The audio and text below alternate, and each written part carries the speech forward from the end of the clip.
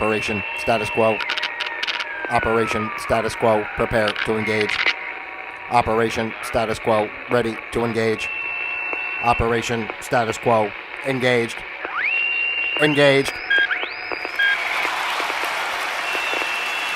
Hello and welcome, ladies and gentlemen, on a Friday. Oh my goodness, we made it through another week, didn't we?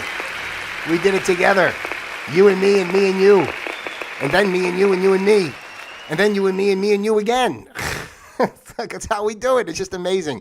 But that's what we do here in Operation Status Quo. It's a space of love and joy and togetherness. And we get together to talk about things that are going on in the world and to, just have some fun. That's what we do here on Operation Status Quo, because we don't want to take life too seriously, because my goodness gracious, there's absolutely no fun in that. And we certainly don't want to do that on a Friday, right? When after we've been through the work week and now we're looking forward to our weekend. So it's always a pleasure. Yesterday, if you were looking for me, I was trying to do a show and ran into some technical difficulties with the old computer Rooney. That happens from time to time, and just kind of, it took all the fluff out of my fluff, all the fluff out of my stuff. And so we weren't with you yesterday, but in spirit I was. The great thing about this channel, ladies and gentlemen, is that there's a multitude of videos.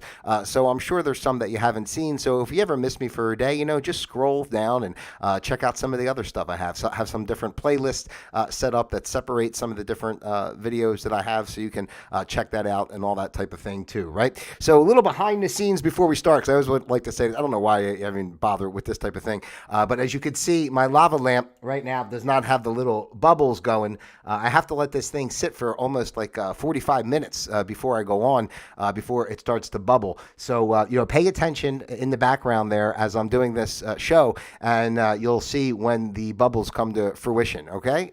That'll be like a fun project. Maybe you can drop it in the comments, like what time during the episode did the lava lamp start to make bubbles, right? I'm going to see if I keep an eye on it too on my screen over here. All right. Anyway, that's just for fun, because again, we like to have fun. By the way, I am Pete Palma, your host here on Operation Status Quo. I am broadcasting live from the comfy confines of my very own home here in beautiful Florida.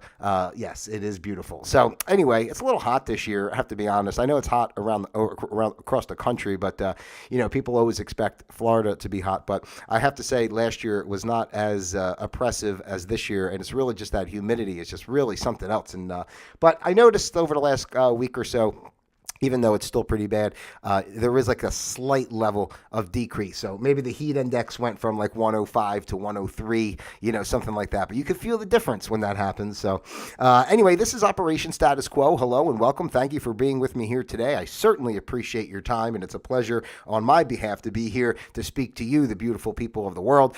This is a space where we learn to observe the status quo of life, and then we learn to flow with the status quo of life. And then from there, we create our own flow of quo, because that's the only way to go. And the main message of this channel, as I say over and over and over again, it's all about just encouraging you to be your best self, to empower yourself, and to realize how much power you have within yourself to make your life to be whatever you want it to be, without worrying about the structures and the confines of our 3D paradigm society, designed to keep you down, designed to keep you away from your best self, and it's not like, like a chant of war or anything. It's just a simple realization that there are people out there that want to maintain control and power, and therefore they do not give us the full truths of our existence, and they do not want us to live to our full potential, because then we wouldn't be the little cattle that we are, that they rely on to, whatever, we're basically their economy. So, they don't, it's not good for them, I suppose, if everyone has the freedom of mind and freedom of heart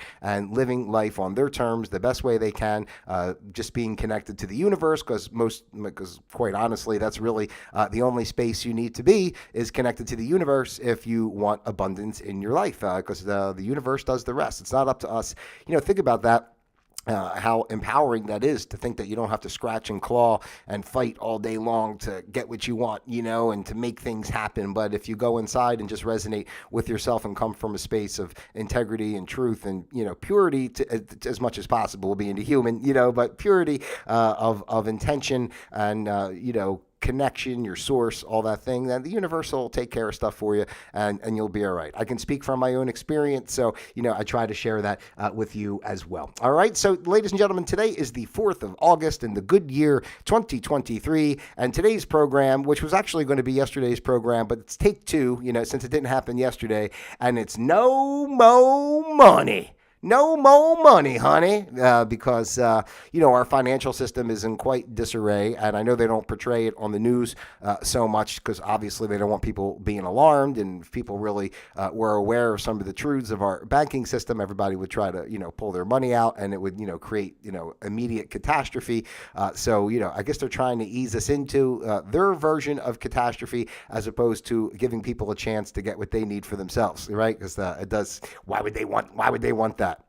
But, the premise of this overall in general, just to start, is to say, and I always get backlash on this, and people always tell me, I'm crazy, or, it makes no sense, or whatever they tell me. I'm, most of the time, most of my ideas is, especially when it comes to our mainstream way of life, when I express things in these types of ways, it always seems to put people off because I guess, it's a lot of work to break free of the chains and strains of what's going on in our day-to-day life, because that's just what we're programmed to do and what we think is right, but, we don't really know because we're not really taught what's right from the beginning. But I never believed in money personally. I never understood it, quite honestly. It just seems like just doesn't make sense as a humanity with all the abundance that the earth has to offer us as far as all our needs, being met.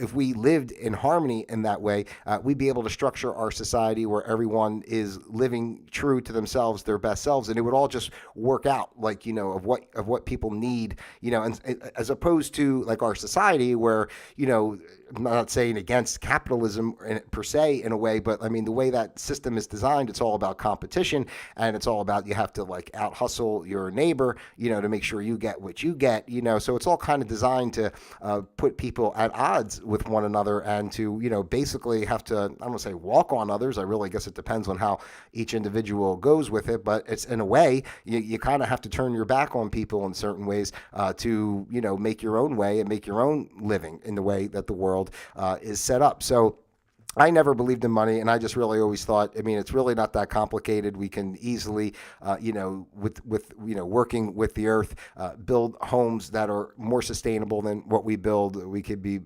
communications, travel, everything could be done in a way that's not so, you're just like spending your whole day with this work. I don't even think we would think of it as work so much as more of tasks or, just contributions to the society as a group, and this is not to be like, people always tell me I'm communist too when I go down these ways because I always talk about, the benefits of the whole as opposed to the individual. And that's not to take away from being, an individual. Like, we're all individuals, just like little beautiful snowflakes.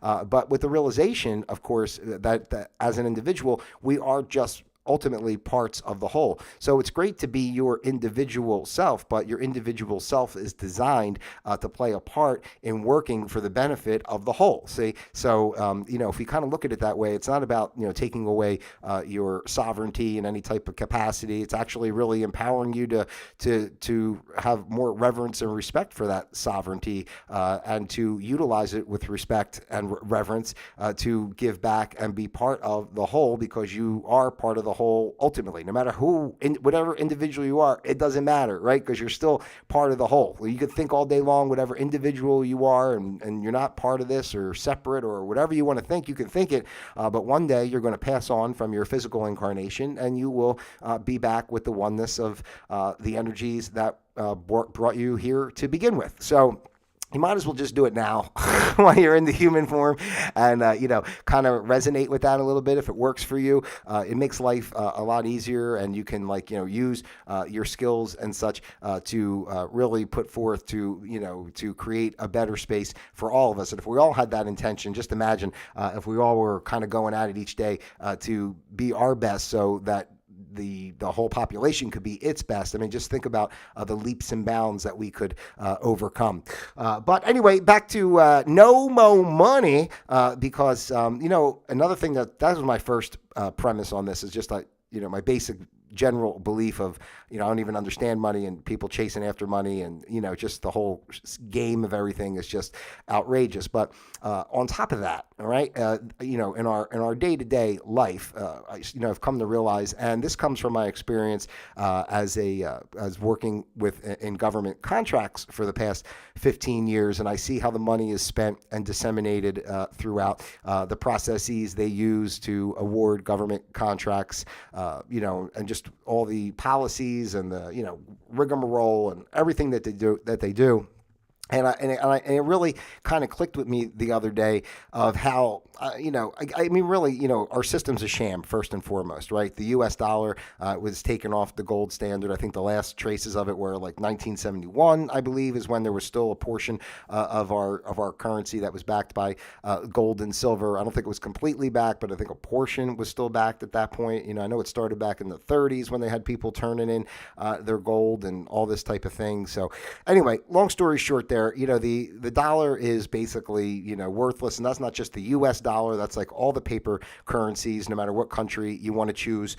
They're all basically the same, this fiat system that's not backed by anything. And the only thing that supports it really is the continuation of like spreading it out and creating more debt. It's like the craziest thing, right? I mean, just think about, that's the thing that really, I think first and foremost, like, as a basis of really understanding. And this is not, again, I understand why people think you need money, means of exchange, and you work and you get paid, how you're supposed to buy stuff. I mean, believe me, I get it, because that's how we've been programmed all the time. And I say that too. If all of a sudden they flip the switch and something changed, what does that really mean of how we do our day-to-day interactions? I think we are headed towards a change. I'm not sure how it's going to play out, but I understand the trepidation and maybe some of the, even if it's subconscious, fearful thought patterns of what that would entail if that were to occur, but the first and foremost, we have to realize that, like, just think about this, okay?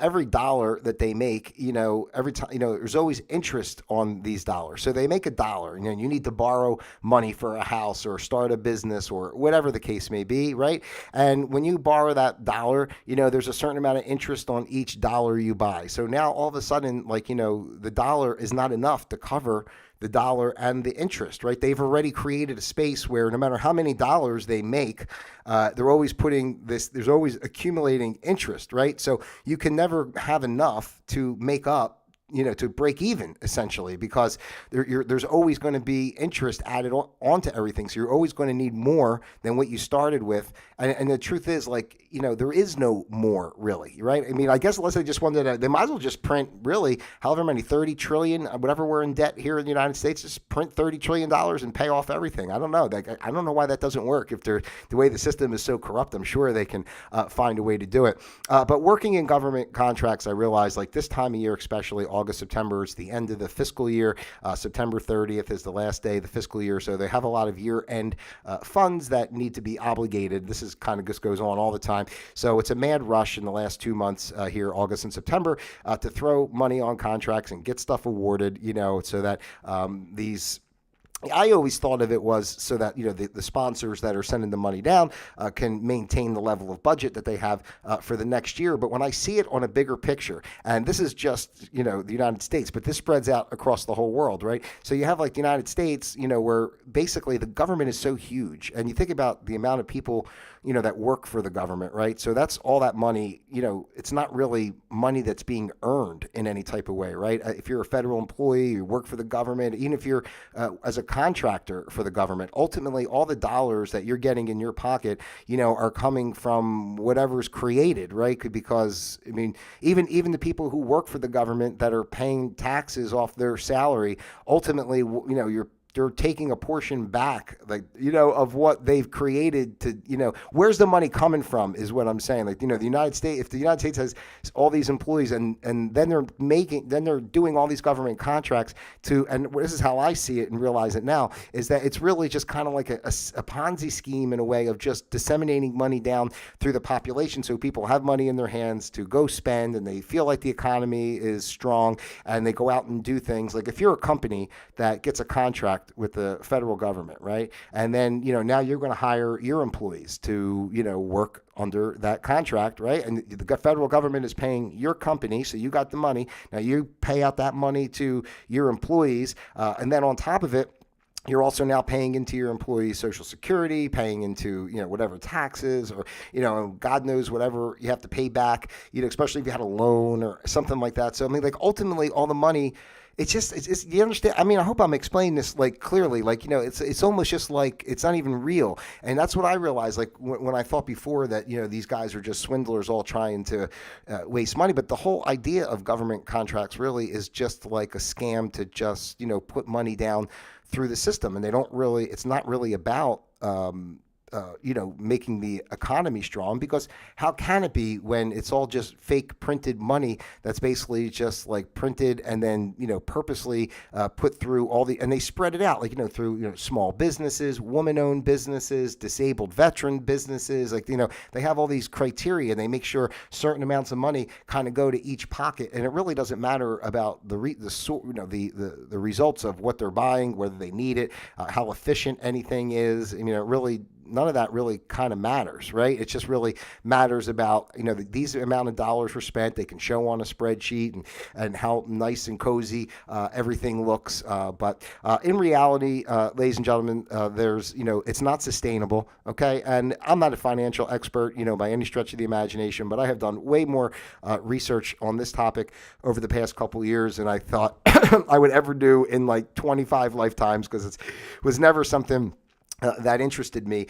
But now, that I kind of see what's going on, and on top of it, it's the same thing like when I'm talking about these government contracts, how they kind of just disseminate money down, out through the population. It's the same thing when we go, the United States goes around and, for the quote unquote, for freedom and democracy, and we get involved with other countries and we establish areas there. And next thing you know, we're building businesses there.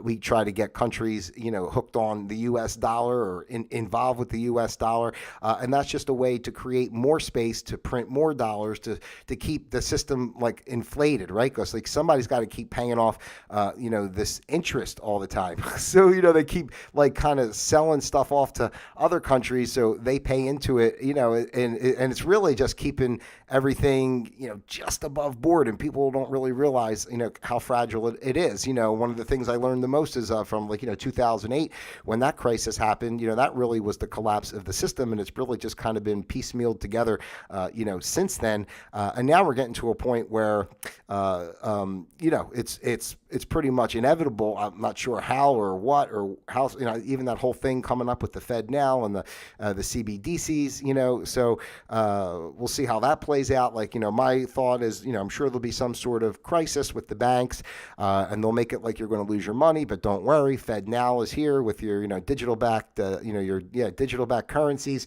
and central bank digital currencies, CBDC, so they'll come out with that to say, don't worry, we got you. We got money for everybody. We're prepared. And then, of course, that's just another level of totalitarianism, because now, there's no cash and everything is in this system. And basically, they can turn your money on and off however they want. And they also can restrict you from getting money, spending money, depending on what you're spending on. I mean, imagine if you, they said, I hear stories like this too, if there's crisis on food or say something like shortages on meat, or who knows, just say meat, right? Because I've heard that people say this. Oh, you can, you as each individual can only buy so much meat a month, So once you reach your quota, you wouldn't be, even though you have the money in your account, you wouldn't be able to buy meat, because now you're restricted because you're only allowed a certain amount per month. I know these sounds like heavy, conspiracy stuff, but money, if you just think about it, I mean, come on, money's like everything, right? They say it's the root of all evil, and all that too, which I agree. But at the same time, everybody's trying to make money. Everybody needs money, right? So, people are going to do whatever, I guess, the system. I mean, first of all, most people are going to do what the system says and feel like good little citizens about it, because that's just the way a lot of programmed people are. But on top of it, it's a way for the powers that be that want to maintain control to do that, to do just that, to maintain control, right? So they create a crisis where they put people in a lurch as far as finances go, and now they come out with the solution, and la-ti-da, everybody's going to be okay, and we got it all figured out. But Another thing too is like just like how they all this nonsense back and forth with the Fed of raising interest rates, lowering interest rates, and basically like if you really wanted to stop inflation or and not have a recession or depression or whatever we're heading into, they would have to raise interest rates like to this like astronomical level so that they can balance things out. And the truth is, they can't raise the interest rates at that level, because if they did, it pretty much would crush the pension funds and everything else. And I think that's one of the biggest problems from stuff that I realize is all the pension funds that are out there. I mean, you saw what just happened with that trucking company Yellow. They went bankrupt, and apparently all these people are out their pensions. So I mean, just imagine that, especially federal workers and such. I have family members that are retired federal workers, and sometimes I try to tell, I say, listen, don't be surprised one day if all of a sudden you don't have a pension anymore, because I even think that for myself in the future, for the years I've put in Social Security, a pension, I really don't know if it'll be there or not. I don't think it'll be a situation where, oh my God, everybody's broke now because they got rid of this stuff. I do think it'll transition to another way. It'll rebalance because everything's meant really for the benefit of humanity. I think overall, even though there's a lot of evil in this world, but I do believe that you have to have the evil so that you can work to get to the good, and people aren't going to know. They're not going to try. Most people, unfortunately, just the way, I guess it's just human nature, just like any other, just like the cattle, they just kind of roam around out there, and wherever they're told to go is where they go, and that's it, and it's the same thing with people. And that's not to put people down. I think our society purposely does not want people to know how powerful they are. So, I mean, it starts from day one at birth, and all the programming and just the way our society is constantly manipulated to keep people in a small space. So I don't think that things are going to be horrible. I do think things are going to, turn around, but it's going to I'm sure it's going to be pretty bad at first. It'll be some sort of cataclysmic event, whether it be the war going on over there at Russia and Ukraine, or whether it be aliens or whatever happens, the banks crash. I really do think the banks are really going to go down. And I always say I'm looking forward to it. As crazy as it would be, and as unfathomable as it seems in certain regard to how would we survive, just imagine the level of freedom, to be off of that system like that. That's why it's a great time to try to learn to maybe grow some food, or have a generator, so things like practical things to be prepared, like maybe a good knife in case you need to cut something, if just power's out and you got to chop down a tree. I don't know, whatever you got to do. But I'm just trying to say it's just stuff to be, not to be fearful of, but to be mindful of. And again, we're not told a lot of stuff that's going on. A lot of these countries now are buying up precious metals, and it's not really reported. And they're collecting. They're where before countries would just invest in the metals, and they be held at different locations. Now, people in these countries are actually taking metals into their own possession, because truthfully, the whole thing about gold and silver is that it's in the Bible, it's in the Constitution. It holds real value. It's timeless. It's just and that's why they keep us away from it. I mean, you think about it, we're the current system of finance in our world, it's like playing Monopoly. I mean, it's literally worth the same amount of money as Monopoly money. It's the same thing. It's just paper printed, and people just believe in the system. And, once that collapses, or once faith in it, finally, falls, then what do you have, right? So,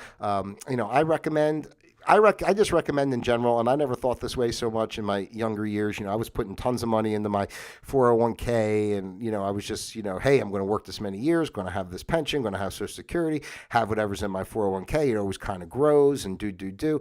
But the truth is, there's people, you work your whole life, and that stock market can crash when you're ready to retire, and all of a sudden you lost 20, 30, 40, who knows what percent of, what you thought you had. And then you got inflation on top of it. Even if you didn't lose the money, I mean, your dollar's worth so much less than it was before. So Listen, it's really a crazy system, and I go back to the basics of everything that, it's a smaller group of people that run everything. And this has been going on for generations. I mean, this really it's like the Roman times turned into the Nazis, turned into the United States. But it's really all kind of the same regime that's, keeping power over people. And, finances, excuse me, is a great way to do it. So is religion. So is the educational system. So is poisoning everybody with pharmaceuticals, and creating processed foods. So it's really just all part of it. But again, things are definitely changing. And, there's plenty of people you can go out there. I love watching Bixweir, Bixweir. You can find him on YouTube. He does great videos. There's Andy Schenkman, works with him as well. And there's Lynette Zhang. She's good. I watch her. There's a bunch of others. Ron from Ron's Basement. Ron actually was a guest on this show a couple months ago or a month ago, whenever he was on. But so there's a lot of people out there giving good information about what's going on with our financial system. And I just recommend to people overall. I'm not saying to take all your money out of everything and go buy a ton of ounces of silver or gold or whatever. I'm just saying, think about practically, having your money in other spaces so that if the dollar went down or if the system changed, what do you have to mitigate that time until a new system, kind of comes into space. And more so than that, I just think money should always, I'm realizing myself, money should just always be invested in something that's always going to have some sort of return, as far as that's why, properties and such as well. I just kind of think stuff that you can, not for anything, you could take money.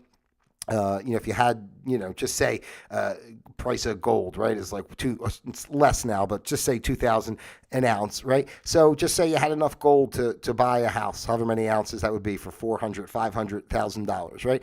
And you bought that house and outright, there's no mortgage or anything because you used the gold. Now you have money coming in, whether you're living in the house or I'm looking at it as renting the house. That's why I would say so. You have money coming in. You could take then the equity of that property, purchase another property. You can use the money that's coming in from these properties to purchase more gold and silver, to replenish your supply, to kind of do the whole thing. I just think the more we can be outside of the system in all regards, whether it be monetarily, spiritually, educationally, everything from top to bottom, the less we do, on our own outside of the confines of not just the United States government, but the governments at large, is more freedom we have in that sense to just do and be able to be our own banks, essentially.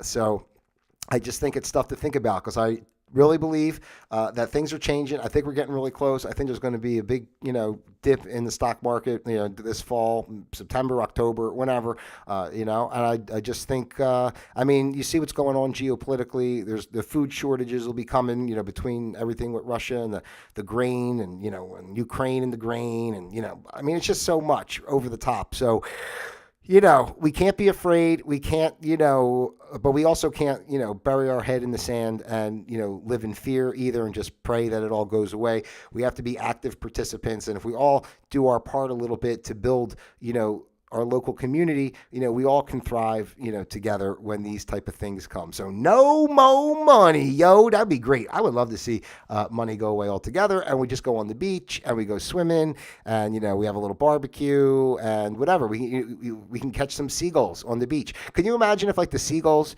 had that? That's what I'm saying about money. How ridiculous it is. Imagine the seagulls on the beach that they have to come up on the beach and they have to pay to get a permit to hunt clams or fish or whatever the seagulls are eating on the beach. They have to pay for a permit, to eat on the beach. And then for every clam or whatever crab or fish that they catch, they have to pay for it, right? Because, you can't just eat for free. So that's what's so crazy about it. When you think about the earth has everything, why are we paying for shit? It doesn't make sense. The only reason we're paying is because we're paying for stuff that we don't even need, that they created to make you think you need. And ultimately it's all nonsense, right? All our goofy little products, it's just nonsense. So, and that's really what keeps everything churning, is the people thinking they need all the crap that ultimately they really don't need. So anyway, that's what we're talking about here today on Operation Status Quo. I hope this information resonates with you in some capacity. I hope you find it valuable. I encourage you to be aware of what's going on economically and make some decisions and be prepared. Just a little something tucked away, even if you got some cash put away in case you can't get to the bank, something that you can utilize if, some sort of catastrophe strikes, and if something happens, God knows how long it goes. Is it a day, 2 days, a month? Who knows, right? So anyway, just stuff to think about and keep on your mind as we move forward here into these changing times as they continue to change. The changing times are changing. So it's changing times, but then the times that are changing. So it's like double changing. So I don't know, are two negatives a positive? I don't even know. Can't do math right now. All right. Thank you. Seriously, ladies and gentlemen, if you haven't done so already, I ask you to take the time to like, subscribe, share, send this out to your friends, your family, those you love, and of course, those you despise as well. I love each and every one of you individually as well as a group. God bless you out there. I hope you have a great weekend. I'll be back with you on Monday. Until then, Operation Status Quo disengaged.